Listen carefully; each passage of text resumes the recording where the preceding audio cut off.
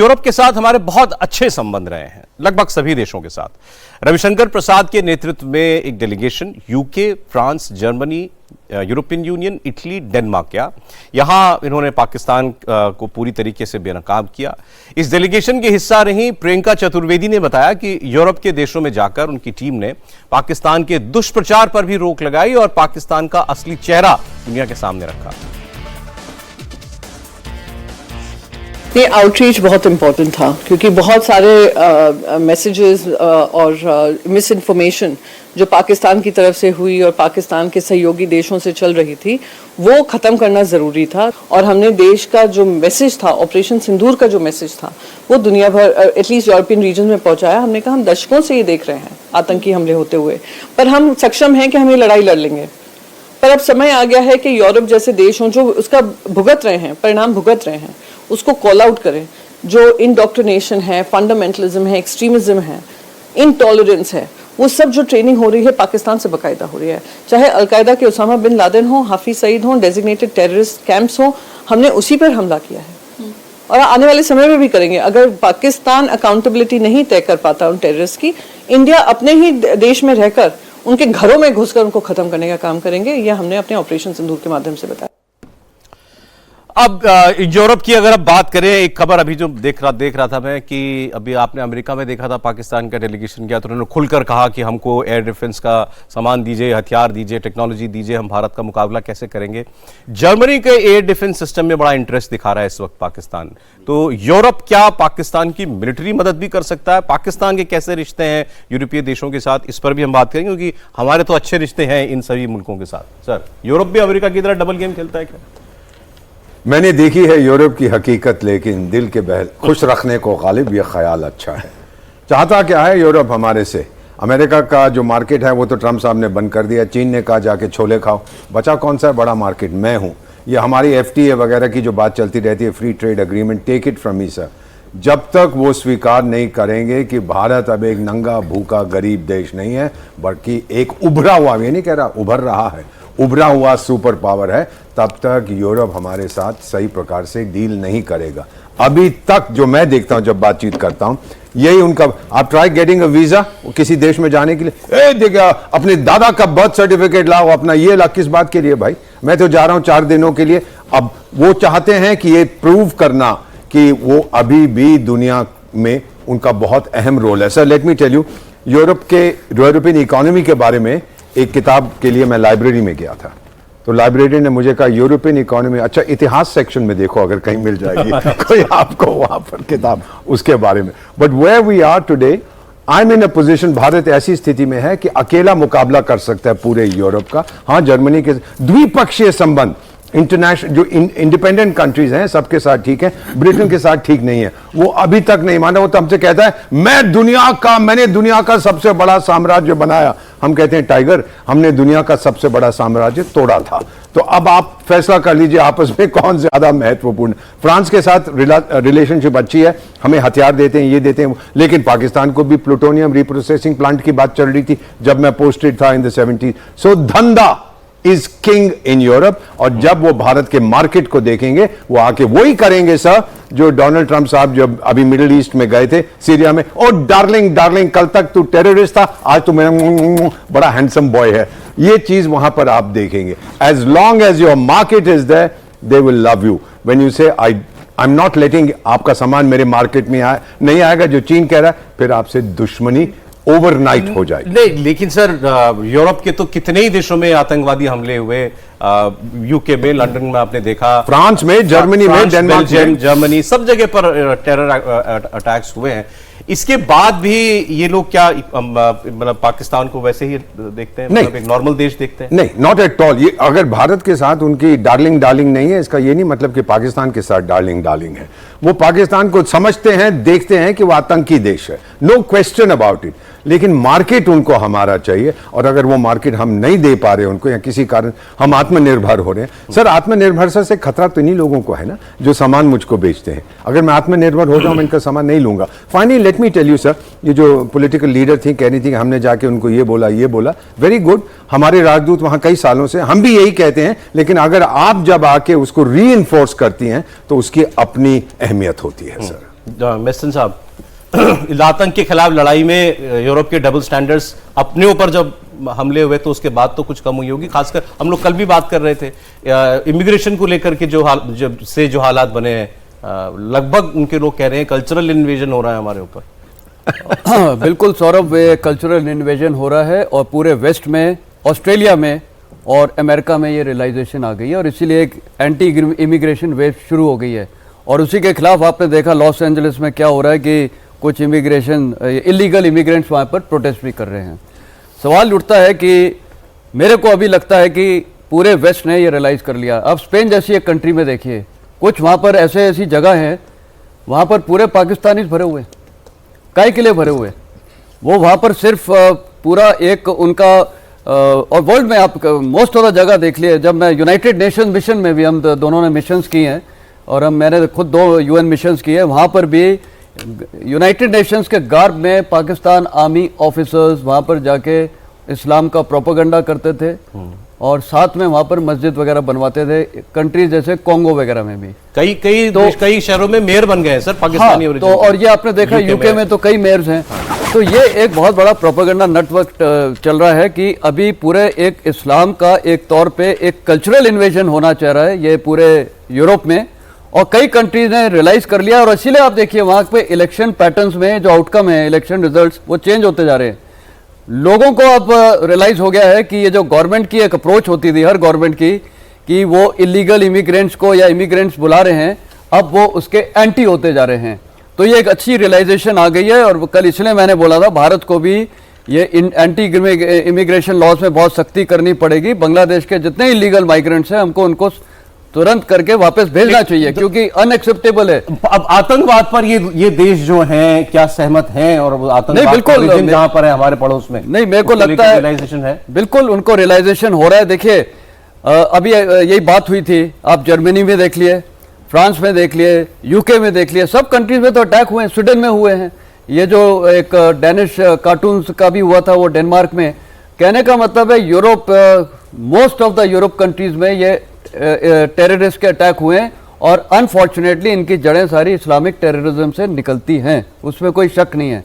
तो एक रियलाइजेशन हो रहा है, तो भारत के साथ एक कन्वर्जेंस इस मैटर में होगा, कोई शक नहीं है। ट्रेड और जैसे एम्बेसडर वोरा ने भी बोला, ट्रेड एक अलग चीज़ है, वो अपना नेशनल इंटरेस्ट देखेंगे। आपको हैरानी नहीं होनी चाहिए अगर इनमें से कुछ देश पाकिस्तान को भी हथियार दे सकते हैं, वो तो अपना प्रॉफिट देखेंगे, लेकिन क्या वो टेररिज्म को साथ देंगे? मेरे को नहीं लगता। अभी एक वर्ल्ड में रियलाइजेशन हो रहा है टेररिज्म के साथ कोई नहीं खड़ा होना चाहेगा क्योंकि ये पूरी वर्ल्ड के लिए एक बहुत बड़ा खतरा होता जा रहा है। और हमारे लिए तो खासकर, मैं अगर एक और चीज बोलना, अभी एम्बेसडर वोरा ने शुरू में बोला था, आपने पूछा था साउथ अमेरिका क्यों गए, छोटी छोटी कंट्रीज।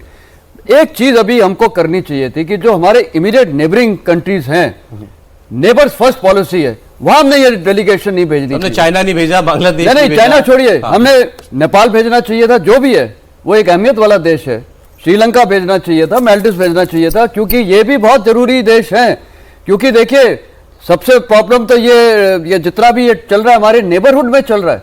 आप नेपाल में देखिए क्या हो रहा है, पॉपुलेशन वहां पर भी एक्सप्लोजन हो रही है, इसी लिहाज से ये रेडिकलिज्म वगैरह फैलती जा रही है। वो पाकिस्तान के लिए टेरर लॉन्च पैड, बिल्कुल वो टेरर लॉन्च पैड बन गया है। और अभी आपको देखिए कुछ रिपोर्ट्स आई भी हैं, थोड़े दिन आपके चैनल में एक एक्टिविस्ट ने बोला था, कश्मीरी एक्टिविस्ट ने, कि यहाँ से कुछ लोग आएंगे और 6 से 16 जून के बीच कुछ मेजर टेररिस्ट अटैक हो सकता है। तो जहां पर ये आ चुके हैं, जैसे जनरल साहब ने बिल्कुल सही फरमाया है, नेपाल श्रीलंका का, जहां पे ये आ चुके हैं वहां की सरकार से बात करने का कोई फायदा नहीं है। अगर सरकार ही इनको बुला रही है, क्या बोलेंगे आप? हमारे राजदूत बैठे वो बोलते रहते हैं कि मत करिए, वो नहीं सुनता है। तो आपने वहां भेजा है, नेपाल भी नहीं सुनता हमारी। जब आप तमाचा मारेंगे तो सुनेगा, प्यार से बात करेंगे कोई नहीं सुनता। ये सब चाणक्य की नीति है। आपने प्यार देख लिया है, यहां लात मारो तो यहां भी मारो, यहां तमाचा मारो तो यहां भी, वो सब खत्म हो गया। It's a different India. तो आप भेजते हैं डिस्टेंट कंट्रीज में, उनमें जहां जहां कई लोग गए हैं, उन्होंने शायद कश्मीर का नाम भी नहीं सुना होगा, लेकिन हम उनको बताने गए कि साहब ये होता है, ये होता है, आप भी आतंक से पीड़ित हैं, हम भी आतंक से पीड़ित हैं। Then they support India totally. जो पड़ोसी मुल्क है उनको सब मालूम है। पाकिस्तान डेलीगेशन भेज के मैं क्या कर लूंगा सर? जाके बोलूंगा कि आतंक मत फैलाओ। इनसे जैसे उन्होंने एक नेपाल का नाम लिया, अब बांग्लादेश के साथ अभी आपको जो भी चल रहा हो, लेकिन भाई आपके तो रिश्ते तो वैसे बहुत तगड़े हैं। अच्छे रिश्ते बांग्लादेश के साथ, वहां हमने नहीं भेजा। ये उन्होंने सवाल है कि हमने अपनी नेबरहुड में क्यों नहीं इन लोगों को भेजा। पाकिस्तान साहब कह रहे हैं कि उनको सारी भेजने का मालूम है ऑलरेडी मालूम है सर। लेकिन यूरोप की जो देश है बिल्कुल। बैल साहब, बड़े इन्फ्लुएंशियल कंट्रीज हैं Absolutely. ये उसमें बैठे हुए हैं, सिक्योरिटी काउंसिल में बैठे हुए दो इनमें से, तो क्लाउट है इनके पास, ये चाहे तो पाकिस्तान को रगड़ सकते हैं। बिल्कुल सही कह रहे हैं आप, और इनको भी हमारे साथ होना बहुत जरूरी हो जाता है, जो पॉइंट आपने भी बताया सौरभ जी। लेकिन साथ में मैं जो एक बात ट्रेड पे, क्योंकि बाकी इतनी अच्छी अच्छी बातें हुई हैं, ट्रेड पे बात नहीं हुई। ट्रेड में $137 बिलियन का हमारा ट्रेड ईयू के साथ है। They are the largest, second largest trading partner in goods. तो क्या हम उनको इग्नोर कर सकते हैं? नहीं, कभी नहीं कर सकते। और दूसरी चीज आती है कि जो आपने बहुत महत्वपूर्ण बात शुरू में की थी कि जर्मनी IRIS-T जो सिस्टम है एयर डिफेंस का, जो कि P-800 सुपरसोनिक क्रूज मिसाइल, जो बहुत सिमिलर है हमारी ब्राह्मोस से, उसको इंटरसेप्ट कर सकता है। और जर्मनी के साथ देखिए हमारे रिश्ते हमेशा थोड़ा ऐसे ही रहे हैं। क्यों रहे हैं? अब जर्मनी ने इनको ऑफर किया पाकिस्तान को कि आप वो खरीदिए, क्योंकि आपको ब्राह्मोस मिसाइल को खुद ऑफर किया उन्होंने, और प्रमोट कर रहे हैं। अभी पाकिस्तान ले नहीं रहा, क्योंकि पाकिस्तान को भी तो पैसा चाहिए, और ये सब लोग हार्डकोर मनी चाहते हैं, इनका और कोई रिलेशनशिप नहीं है। लेकिन यहां पे अब मुझे 2 मिनट दीजिएगा, क्योंकि इसमें मैं एक लिंक डालना चाहता हूं यूरोप का और टर्की का। देखिए पाकिस्तान के साथ आज कौन है? टर्की भी नहीं भेजा हमने कोई, अजरबैजान भी नहीं भेजा। टर्की और अजरबैजान है। और अगर आप देखिए टर्की, जब से उसने ईयू के साथ एसेंशन शुरू किया 1995 में, और जब 2005 में उन्होंने एप्लीकेशन दी, उस टाइम तो कस्टम यूनियन एग्रीमेंट किया था, तो उन्होंने ऐसे कंडीशन डाले हैं यूरोपियन यूनियन के लिए कि वो बहुत ह्यूमिलेट हो गए हैं। इसी वजह से ये जो मूवमेंट चली है यूरोप से निकल के, पहले टर्की एक सेकुलर देश था, यूरोपियन प्रिंसिपल्स को फॉलो करता था। मैंने तो वहां देखा था लेडीज स्कर्ट्स भी पहनती थी, एक टाइम था, शायद अब भी पहनती हूं, बियर भी पीती थी। हाँ, लेकिन वो टेक्निकली अभी यूरोपियन कंट्री है ना टर्की, नाटो के साथ है। It is part of NATO. 90% Asian, 10% European. और ये जो चेंज हुआ है इस्लामाइजेशन की तरफ, ये जो चेंज हुआ है सुन्नी मुस्लिम वर्ल्ड में लीडरशिप लेने की तरफ, ये बेसिकली यूरोपियन यूनियन से थोड़ा रिश्ता आने के बाद शुरू हुआ है। और यूरोपियन यूनियन को हमारे साथ होना बहुत जरूरी है इस समय। अगर हमने ये टर्की, अजरबैजान, चाइना, पाकिस्तान का जो लिंक है, एक बहुत तगड़ा लिंक है, इसके ऊपर अगर ब्रेक लगानी है तो। और बहुत एक और चीज आ जाती है, जो डिफेंस इंडस्ट्रियल कॉम्प्लेक्स है, जिसकी मदद टर्की और ये करेगा। अजरबैजान को आपको पता है 16 से 40 JF-17 दे रहा, पहले 16 दे रहा था, अब 40 दे रहा है। यानी कि $4.2 बिलियन के जो JF-17 है वो बेच रहा है पाकिस्तान अजरबैजान को। और अजरबैजान क्या कहता है टर्की के लिए? 1 नेशन 2 स्टेट्स। तो इसका मतलब यह है कि One people, 2 states. एब्सोल्युटली। सो इसका क्या मतलब हुआ? इसका मतलब यह हुआ कि अगर हमें यूरोपियन यूनियन के साथ तो बनाना ही होगा। फ्रांस हमारा 31% जो इंपोर्ट्स हैं वो फ्रांस से, सेकंड लार्जेस्ट इंपोर्ट्स फ्रांस के साथ है हमारे डिफेंस इंपोर्ट्स। हमारे लिए यूरोपियन यूनियन, यूरोप, यूके, ये सब बहुत महत्वपूर्ण अभी देश जितनी आप लोगों ने सब बातें बताई, इसमें एक चीज समझ में जो आ रही है कि हमारा बाजार तो सबको चाहिए। आप अभी आज ही मैं इन्हीं एक्सपर्ट को सुन रहा था, शायद वर्ल्ड बैंक से या किन्हीं को, कह रहे थे इसमें हैरान मत होइएगा कि अगर इसी साल 2025 में ही भारत $5 ट्रिलियन इकोनॉमी बन जाए, बन चुके हैं आप नंबर 3 इकोनॉमी, हमारा कागज पे हम बन चुके हैं, तो आप दुनिया की नंबर 3 अर्थव्यवस्था हो जाए, इसी साल भी मुमकिन है। कितनी बड़ी अचीवमेंट होगी है। इतना बड़ा बाजार सबको चाहिए, अमेरिका को भी चाहिए, यूरोप को भी चाहिए, बाजार चाहिए। हमारा सिक्योरिटी कंसर्न किसी को नहीं दिखता, नहीं, बिल्कुल नहीं। कोई शेयर नहीं करेगा। लेकिन एक चीज है, सामान बेचने के लिए हमें आतंकवाद में जो फुटप्रिंट निकल के आ रहा है यूरोप के अंदर भी, वो भी तो इस्लामिस्ट टेररिस्ट ही हैं। अगर वो इस्लामिस्ट टेररिस्ट हैं तो देयर इज, जैसे कि जनरल साहब भी कह रहे, there is a convergence of collaboration कहां है सर? उसी वजह से आतंकवाद के खिलाफ। इसमें एक 30 सेकंड जवाब दीजिएगा। इसमें नैरेटिव बिल्डिंग जिसमें पाकिस्तान बहुत अच्छा है, हमें नैरेटिव बिल्डिंग जो अब हम इंप्रूव कर रहे हैं, और ऑल पार्टी डेलीगेशन जो जा रही है उसमें हमारा बहुत इम्पैक्ट हो रहा है। 10वीं के बच्चे को भी बोल दो पाकिस्तान में मौजूद 4 आतंकवादी संगठनों के नाम बता दे, वो बता देगा। दुनिया में कोई भी बता देगा। हम मतलब इन देशों को नहीं मालूम कहां से आतंकवाद आ रहा है। आप अगर पिछले 20 साल का इतिहास निकाल के देखेंगे, 9/11 के बाद खास तौर पे हैरानी होगी आपको, मैं गलत हूं सर मुझे दुरुस्त कर दीजिएगा।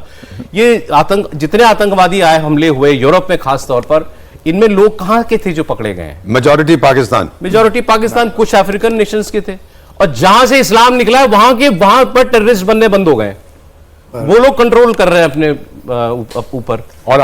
और ये देश जो है, और हमारे जो मौलाना मुल्ला लोग हैं वो कह रहे हैं सऊदी अरेबिया मक्का में पेट्रियट मिसाइल क्यों लगा रहा है, उनकी रखे, उसको लेने चाहिए मिसाइल इस्लामिक कंट्री से। तो पूछे कौन सा इस्लामिक कंट्री बनाता है? हाँ जी वो बनाता है ना। कौन सा सर? हाँ जी वो 7वीं शताब्दी में बनाया था। अच्छा भाई कहाँ रखा हुआ बता दो। मैं अभी जो एम्बेसडर साहब ने भी तो यही कहा है, इवन दो हम उनको पता है, कई बार आपको जगाना पड़ता है जाके।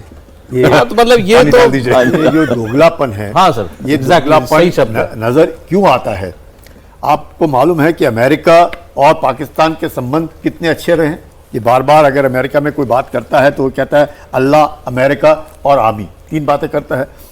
इसके बावजूद भी अमेरिका को मालूम है कि पाकिस्तान क्या कर रहा है, आतंक कहां से फैल रहा है, ओसामा बिन लादेन कहां पर है और कितने साल से लगातार लगा हुआ है और कैसे ठोकता है। कैसे अमेरिकन, कोई भी अमेरिकी कैसे भूल सकता है कि ओसामा बिन लादेन कहां मिला? कोई नहीं भूला है। वो कोई है। इसके बावजूद भी आप देख रहे हैं प्रधानमंत्री अपने अभी जब कनाडा जाएंगे, कहां जा रहे हैं? वो जा रहे हैं साइप्रस, वो जा रहे हैं क्रोएशिया, और फिर वो कनाडा से आते जाते कर रहे हैं। हम लोगों को हमेशा यूरोप के अंदर भी अगर आप देखते हैं किस प्रकार से, चाहे वो फ्रांस हो, जर्मनी हो, मजहब को लेकर के वहां पर भी, डेनमार्क में मजहब को लेकर के जबरदस्त एक जो आक्रोश पैदा हो रहा है, और जिस प्रकार से वहां पर भी मेयर, जैसे आपने कहा, जो तरह तरह के लोग ऐसे लंदन में देख लो, नेदरलैंड्स वाला तो जो बोलता है तौबा तौबा तौबा तौबा, सच में वो जो बातें करता है, तो क्या नाम है वो, उसकी सरकार बनी हुई थी अभी, सरकार गिरी है। तो अगर ये हालत है और जिस प्रकार से मजहब को लेकर के पूरा यूरोप परेशान है, अमेरिका परेशान है, चीन परेशान है, तो आप समझ सकते हैं कि कितना जरूरी है हम लोगों का बताना। ये नहीं कि उनको मालूम नहीं है, उन सबको मालूम है कि आतंक कहां से फैलता है, आतंक का सौदागर कौन है, आतंक कहां से पलक रहा है। 80% आतंकी जो भी यूएन डेजिग्नेटेड है, कहां के हैं, उनका ओरिजिन तार पाकिस्तान में है। ये बिल्कुल जनरल साहब सही कह रहे हैं सर। ये वायरस उस देश से फैल रही है, पाकिस्तान खुद वायरस बन चुका है। समस्या इस समय है कि हमें एक एंटीबायोटिक चाहिए जिससे हम इस वायरस को खत्म कर सकें, और वो है इसके 5 टुकड़े। आज के 1000 साल बाद भी वो जिंदा, वो लोग रहेंगे, पाकिस्तानी फंडामेंटलिस्ट रहेंगे, रेडिकल रहेंगे, न्यूक्लियर हथियार उनके पास रहेंगे। एक ही तरीका है, तोड़ दीजिए उनको अब, नहीं तो उनकी जिंदगी मैं बड़ा सोच समझ के कह रहा हूं। जो हमारे मौलाना साहब प्रोग्राम देख रहे हैं, आप समझ जाएंगे मैं क्या कहना चाहता हूं। क्षमा चाहता हूं अगर आपको बुरा लग रहा है। हर पाकिस्तानी की जिंदगी का मकसद होता है अपने आप को उड़ा दूं और 4-5 काफिर अपने साथ ले जाऊं। How do you deal with this? तो पाकिस्तान में नॉर्मल लोग नहीं है? नहीं सर, एक भी मैंने तो नहीं देखे। शायद अगर जनरल साहब ने देखे हो तो अलग बात है। यहाँ थोड़ा सा मैं डिफरेंट रहूंगा, क्योंकि हमारे देश से बाहर जो हिंदुस्तानी और पाकिस्तानियों में दोस्ती, आप कहीं भी किसी फॉरेन कंट्री में चले जाइए, कितने देशों में मैं गया हूं, ग्रोसरी वाले पैसे नहीं लेते थे मेरे से फोन करने के कि नहीं आप तो सरदार जी इंडिया से हो, आपसे कैसे ले सकते हैं हम पैसे। नो, और कितने ही कैब ड्राइवर्स ने एक्स्ट्रा डिस्काउंट्स दिए या एक्स्ट्रा लुक आफ्टर किया। मैं ये कहूंगा कि पाकिस्तानी आवाम को हमें अलग रखना है, पाकिस्तानी मिलिट्री को अलग रखना है, पाकिस्तानी ISI आतंकियों को। बालाकोट के बाद पाकिस्तान में एक एडवर्टाइजमेंट बनी, आप उसको कभी यूट्यूब जाके ढूंढना सर, एक एडवर्टाइजमेंट बनाई थी, उन्होंने बच्चों को उस एडवर्टाइजमेंट में लिया था, स्कूल के बच्चों को, और वो क्या बातें कर रहे थे कि हम क्या, पहले तो हम गाय के कबाब खाएंगे, दिल्ली हम भारत पे जब कब्जा कर लेंगे तो हम गाय के कबाब खाएंगे, सुनिए, मैं ताजमहल में ये करेंगे, बच्चों से बुलवाया जा रहा था ये। और मतलब और बहुत सारी बातें थी जो सुनकर आपको मतलब अफसोस होगा। उस वीडियो को देख के गुस्सा नहीं आता, अफसोस होता है कि आप अपने बच्चे के मन में कैसे जहर भर सकते हो। मेरे साथ तो ये मैं कुछ हद तक एग्री करता हूं सर से सर। मेरा तो पर्सनल एक्सपीरियंस है सर। आप उनको भी विक्टिम मान लीजिए, मुझे उसमें प्रॉब्लम नहीं है। अगर पैदाइश से आपको कोई एक चीज बताई जा रही है, वो क्यों नहीं मानेगा उस चीज। थैंक यू सौरभ, पाकिस्तान में education system is what needs to be done. Deep roots anti-India, बचपन से पाकिस्तान के, not just anti India sir, anti Hindu. Anti India means anti Hindu. उनके लिए हिंदुस्तान है हिंदुओं का, और उनके बरखिलाफ या उनके मजहब के बरखिलाफ कार्रवाई हो रही है, ऐसे उनको भड़काया जाता है, जबकि total anti India, anti Hindu sentiments in Pakistan education system is very strong, बहुत ज्यादा। बचपन से तब भी लेकर जर्मनी के बेचेगा उसको अपनी मिसाइल सिस्टम में। उसको क्या फर्क पड़ता है? गजनी, हतक, ये क्या नाम है, बाबर, ये क्या नाम है, मतलब they don't consider themselves as part of the Indus Valley Civilisation. वो अपने आप को अरेबिक समझते हैं। नहीं सर, यूरोपियंस हैं। यूरोपियंस क्या है, अरेबिक। बट ये प्रॉब्लम जो क्यों मैसेज साहब, अस्तित्व। क्यों इतना मुश्किल क्यों है इस बात को दुनिया को समझना और इस पर कार्रवाई करना कि भाई ये पूरी दुनिया के लिए खतरा है, एक नहीं समझेंगे। इस्लामिक टेररिज्म जो है, अतिवाद, और इस पर मिलकर ही आपको कुछ करना पड़ेगा, ये इतना मुश्किल क्यों है? मुश्किल सौरभ इसीलिए है क्योंकि समझना नहीं चाहते लोग। आप अभी ये देखिए, प्रेसिडेंट ट्रंप के कुछ बेटे आए यहाँ पर, ये ऑप सिंदूर से पहले या पहलगाम से पहले, हाँ जी, उन्होंने क्रिप्टो करेंसी सेंटर का इसको साउथ एशियन सेंटर बना दिया पाकिस्तान को 2 दिन के अंदर में। ट्रंप का गोल्फ पार्टनर का बेटा भी आया। क्या चीज़ है ये पाकिस्तान में जो इन सबको अट्रैक्ट करती है? एक्चुअली सवाल ये उठता है, कुछ तो है ना वहाँ पर।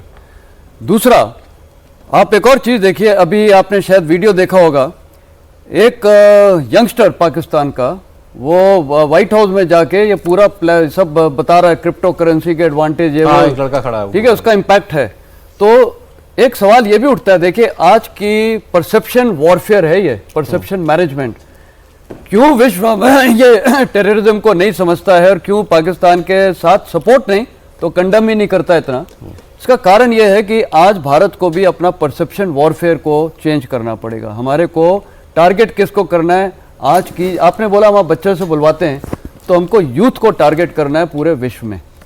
अभी ये जो भी डेलीगेशन गया है, इनका टारगेट ऑडियंस क्या था? वहाँ के स्टेट मशीनरी, वहाँ के ये मीडिया, पर क्या यूथ था? वो मेन है। और आज आपको पता है जो इतना ग्लोबलाइजेशन हो गया, ये इंटरनेट वगैरह का फटाफट चीजें पहुंचती हैं, तो मेरे ख्याल इसमें हमको भी इंडिया से यंग लोग भेजने चाहिए जो ये आउटरीच प्रोग्राम करें। देखिए यंगस्टर्स को समझाएगा। हाँ जी, एजेड लोग जब जाके बोलेंगे उसका इम्पैक्ट नहीं होगा। आप घर के अंदर ही आप देखिए, आपके बेटे आज आपकी नहीं सुनते हैं, वो अपने फ्रेंड्स की जरूर सुनेंगे। तो ये एक थैंक यू वेरी मच। मैं 74 साल का हूं, जा रहा हूं मैं। हम सुन रहे हैं सर आपके। तो कहने का मतलब है कि ये एक आउटरीच प्रोग्राम होना चाहिए जो यूथ को भी टारगेट करना चाहिए। सर, और ये right, देखिए right. अभी ट्रंप ने भी किसको भेजा? दोनों बच्चे, बिजनेस ट्रंप संभालते हैं जूनियर, उसका, है ट्रंप ना? का पूरा